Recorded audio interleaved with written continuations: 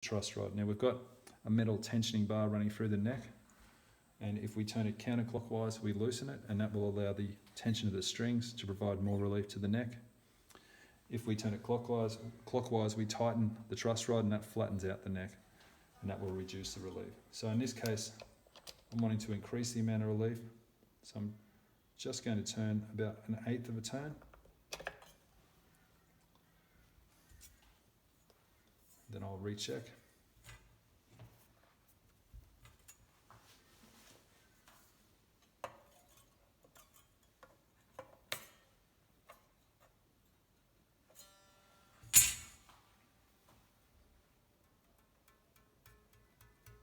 That seems about right to me, but that's essentially what you would do. You would just go through and keep making small adjustments to that truss rod.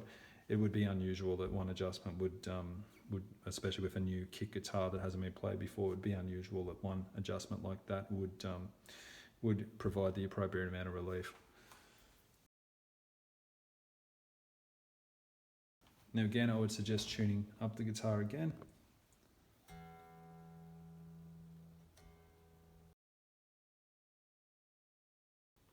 Okay, so action is entirely subjective, but if you're not sure what action you like, or you want a starting point, what I'd recommend is about 2.4 mil at the 12th fret on the low E string, and about 1.6 mil on the high E side.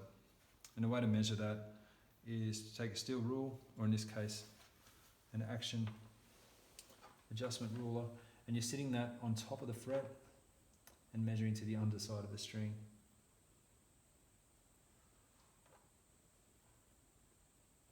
So in this case our action is a little low, but that's typically what I prefer. But if you did want to adjust that,